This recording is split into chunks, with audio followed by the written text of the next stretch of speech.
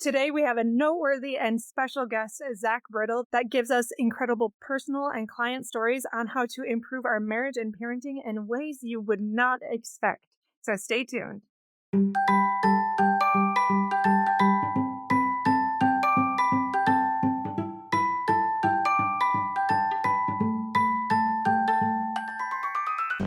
Welcome to Fulfillment Therapy. I'm Kendra Nielsen, wife, mom, and licensed therapist. Do you ever feel like you're doing everything right, but you're still exhausted and empty? Did you think life, marriage, and parenting would be simpler and more rewarding? Sometimes you just want to crawl back into bed and lose yourself in screen time and chocolate, rather than face that personal or family stress. You are not alone. This podcast helps you break free of the rat race and build a richer, more meaningful life, flourishing incrementally and realistically, improving your mental health and wellness, and living with deeper purpose beyond the mundane, no matter where you are in life's journey.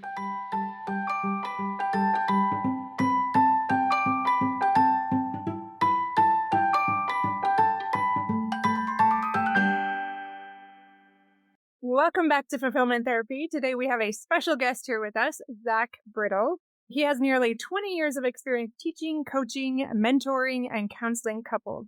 He's a licensed mental health counselor, certified Gottman specialist, and relational life therapist. Zach hosts Marriage Therapy Radio and authored the best-selling guides, The Relationship Alphabet, and the Marriage Therapy Journal.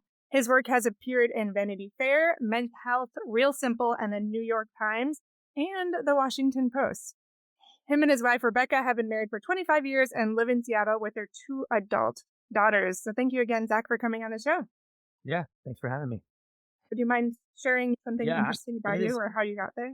It's always weird to have your bio kind of read to you. You write about all the ways that you're amazing and the great things that you've done. And like, it's only this minor little toenail of a reality of who you are as a whole person. In my bio, usually I write that Rebecca and I have been happily married for out of 28 years. We've had 3 years that were really tough. And so we just celebrated 28. I think it's 28, maybe 29. No, it's 28. But we are aware that like relationships are hard, and the things that we're most proud of actually are weathering that together. And then we do have 2 adult daughters. We just empty nested, which is wild. Yes. Like my youngest daughter just left.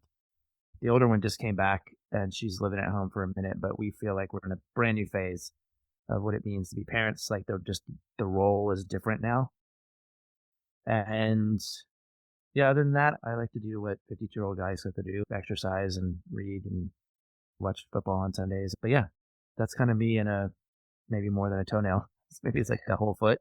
First of all, I love that you say toenail. And second of all, give me some clarification. So you've been married for 28 years and 3 of them were rough, or you've been married for 25? Okay, got it. No, we've been happily married for 25 out of 28 years. So 3 of them were not that happy. I appreciate you being transparent about that, because I feel like too many people are like, yeah, it's been great and roses and sunshine. And especially as a couples therapist, because people are like, oh, you must have a really great relationship. And I do, but not because I'm a couples therapist. I just don't have any excuses. I don't know how to do this stuff. I've had to figure out how to do this stuff and then actually do it. And it's then that work that has yielded a healthy relationship, which isn't happy all the time, but it's healthy. Yeah.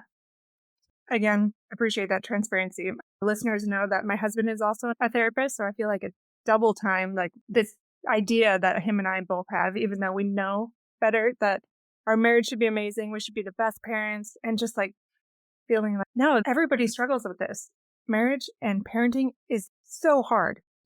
Let me float this by you. One of my mentors in relational life therapy, his name's Terry Real. If you don't know his name, that's fine. But like Terry likes to say about what therapy is, we lend our clients prefrontal cortex. Like, so we're in the room and it's our job to maintain our prefrontal cortex on their behalf. So when they escalate or when they do whatever. So I do that. I'm actually really good at it. I had a guy literally in my office this weekend standing up, yelling, screaming at stuff. And I just sat there. I was like calm as can be. But I came home and I was like, you guys, my prefrontal cortex is so tired. I am vulnerable tonight to acting like a complete butthole. Sorry about that. This idea that we know what to do yeah, we know what to do. And then that muscle gets tired and you come home and you're supposed to somehow stay on in that. I don't know if you resonate with that or not, but that's the reality of the work I think that we are doing.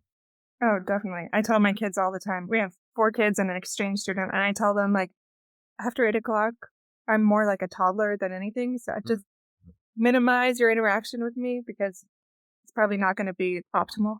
Mm-hmm. Mm-hmm. Thank you for sharing that. And you have an amazing bio here. You've in a lot of amazing things. You have your own marriage therapy radio. Tell me a little bit about that and that journey. Yeah, I'm definitely a couples therapist. I'm bad at individual therapy. I can barely do it as a client, but as a therapist, I'm not your guy. If people like, can I come see you? I'm like, one on one, I'm not your guy. I definitely get and feel strongly about couples work in a way that I think is unique. I had somebody tell me the other day they were seeing a guy who does individual therapy and he also does couples. And I was like, to me, that sounds a little bit like I have a dentist who also works on cars. And for me, because I locked in pretty fast to that reality, I was a graduate student working with students one on one. And then somebody brought his wife in one day and my whole body changed. My everything changed. And so I've just organized my career around how can I be of help to couples. And so that's what I write about. A friend and I started a podcast about 8 years ago called Marriage Therapy Radio. She's also a couples therapist. We did about 7 years together. And then she decided that she wanted to be a full-time therapist and mom versus also a podcast host on the side. So she left the show. And in the last year, this calendar year, I've really just focused on actually interviewing couples. All of my episodes at this point are just me talking to different couples from different walks of life and different phases in their relationship. Talked to my parents who are in their 70s. And then I also talked just recently to a couple that are 18. Like he's a senior in high school. She's a freshman in college. And everybody in between. Because I have this really unique privilege of my end sample for how relationships work is very big. I have a lot of exposure to couples who are making it work in all kinds of different ways. Most people don't have that. Most people have their parents, maybe their sister and her husband. Maybe they have a couple friends that they live life with, but their end sample for how relationships work is 5 to 10. Some of those might even be on TV. I literally talked to hundreds and hundreds of couples I've spent time talking. And so I want my listeners on Marriage Therapy Radio anyway to have the same experience. Go, oh, it can work like that? Oh, you can make it work like this? Oh, that's interesting. Everybody's got a thing, right? Like one couple, their thing is adventure. Another one, their thing might be coffee. One might be recovery from infidelity. And one might be, let's see, who have I got? Oh, I've got blended families. I'm talking to somebody, blended families this weekend. There's no right way to make it work, particularly if you don't have two thoughtful, healthy people at the table. And then I write a lot because it's just that's an outlet. I have this brain that is always thinking about stuff, and the best place to put it is on paper. And then sometimes people want to read it. I get published in different venues, and I wrote a couple books that I published by myself. Just got off the phone with a publisher who's hopeful about an offer, which is exciting. To have someone else want to publish your book, that's cool. So I don't have any ego about it. It just happens to be the thing I'm good at. And in the world, there are lots of different ways that you can be good at that. You can be a therapist, you can be a podcast host, you can write. But the thing I'm most proud of is being good at it in my own house, in my own marriages. I say about my 2 kids that I have 3 wives. I've got a 52-year-old wife, I've got an 18-year-old wife, and I got a 22-year-old wife.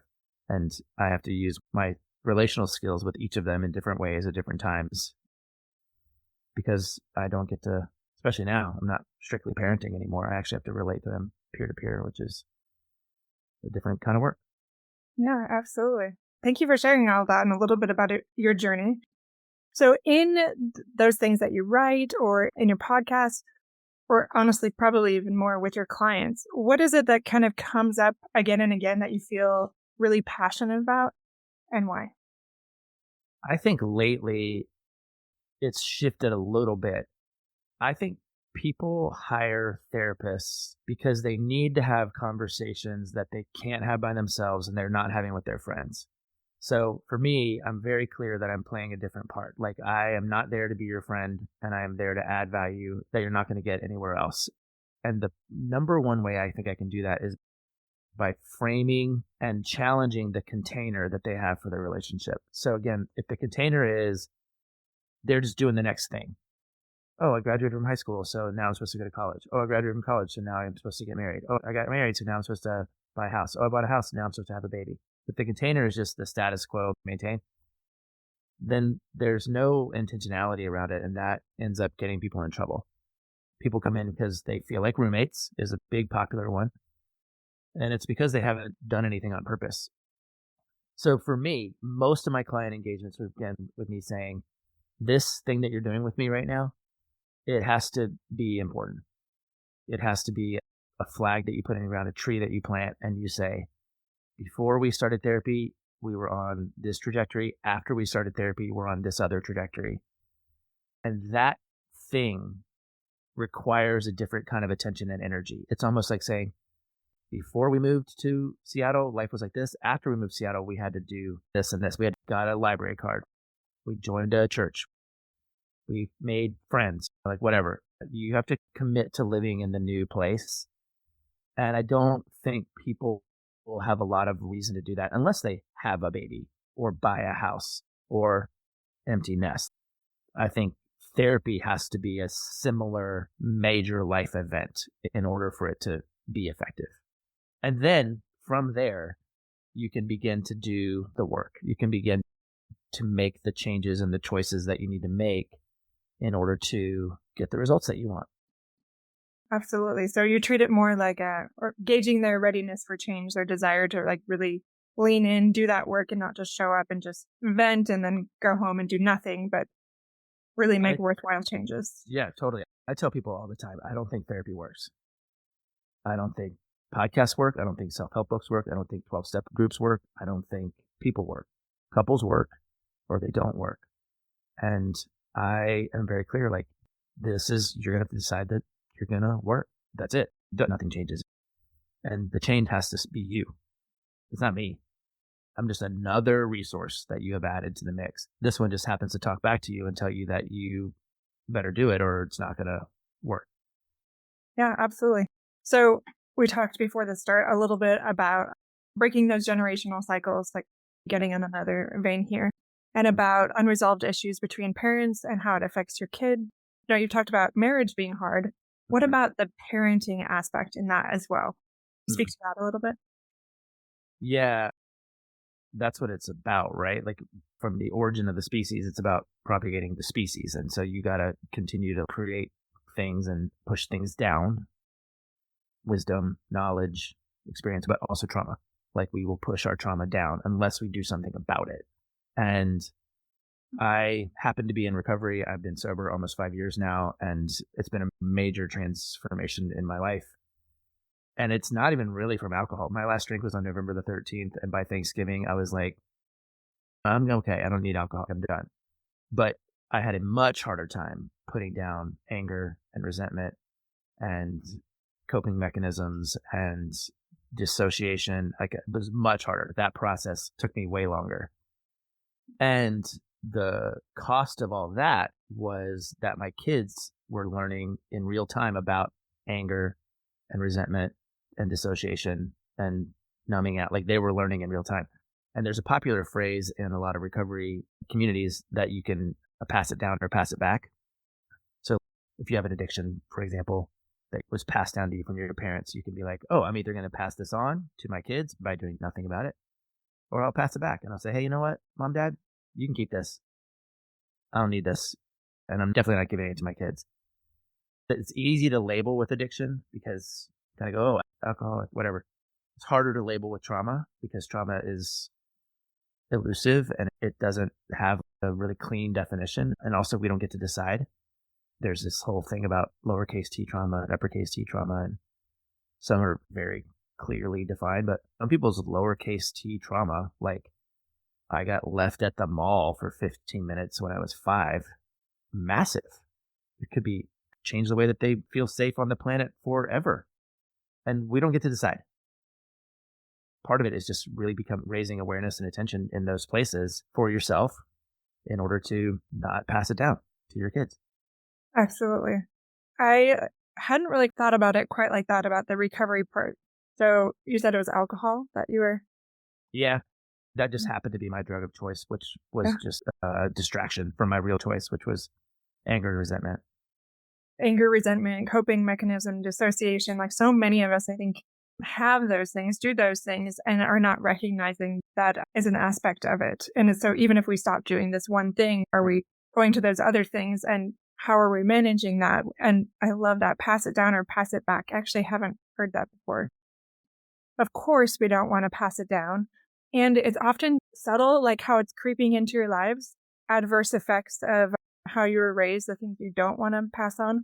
How can you be aware of those things? Or any thoughts on that? I wanna tell this one little mini story that's I don't know if it's real, probably isn't, but it's a very popular kind of motivational speaker story. It's about twins who were raised by alcoholic parents, and one of them grows up to be a CEO of a Fortune 500 country. And somebody says, "How did you do this? How did you become a CEO of a Fortune 500 company while your parents were so chaotic?" And he says, "I didn't have a choice." And then the other twin is a heroin addict who lives under a bridge. And somebody talks to him and says, "How did you do this? How did you become a heroin addict when your parents were psychotic?" He goes, "I didn't have a choice." The main character of that story is choice.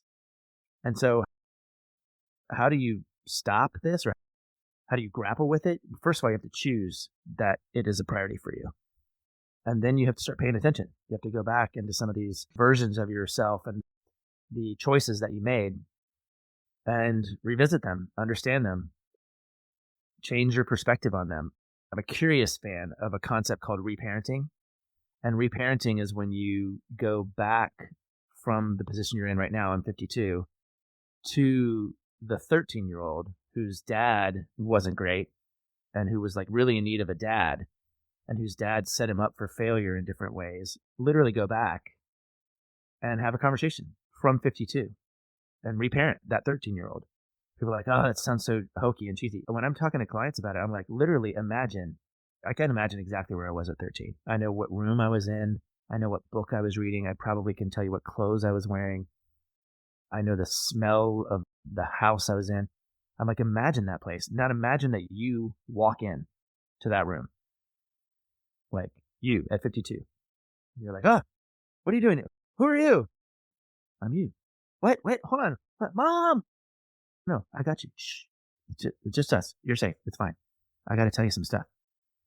And have that literally have it, write it down, imagine it, tell that kid, give him what he needs, give her what she needs. That's not a magic pill, but it is the concept of reparenting where you stop being subject to the story that you just received and you start repurposing that story toward different ends. And you can do that in your journal. You can do that in a improv class. You can do that in therapy. And I know that it's a little bit of an elusive answer, but how do you do it? You do it. Yeah. You just do it. You might have to get creative about how you do it. And a really gifted therapist can help you do that. I have a very gifted therapist. She's actually blowing my mind right now. Listen to this. She's messing with me. She sent me home after our last session by saying, "Okay, I want you to have a conversation with yourself at 72, 20 years in the future. Have that conversation." I'm like, geez.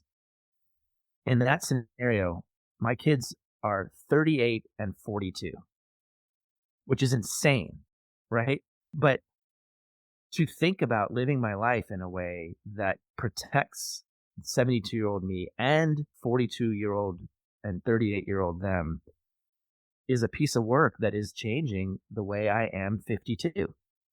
Yeah. And I think we just need to do that with ourselves from time to time, or else we're just going to keep doing what we're doing. And that's going to be okay. It's going to be okay. But it's not going to be great. It's not going to, I don't think, not going to be great for me. Yeah.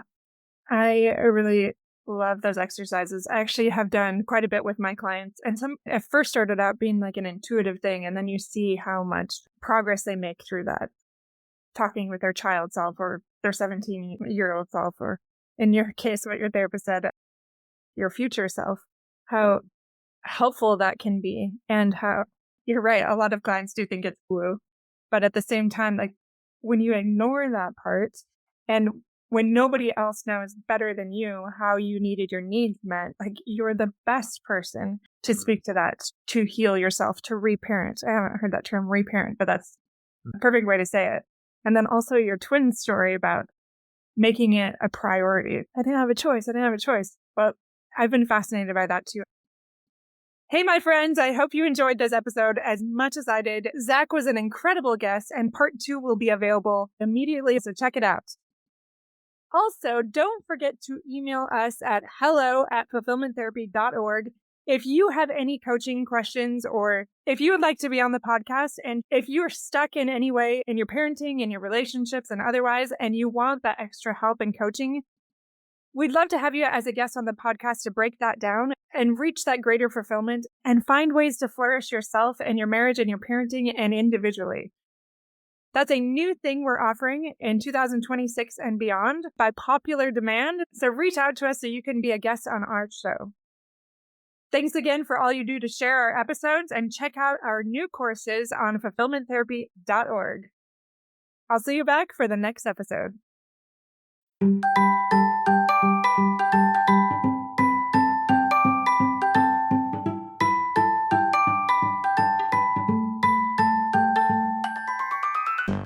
Hey friends, if you enjoyed this episode, a quick 30-second share can help someone else find support and help this podcast grow. Leaving a review on Apple Podcasts boosts visibility and keeps the show alive. Your simple acts make a big difference. I'll see you back here each week for more life-changing episodes.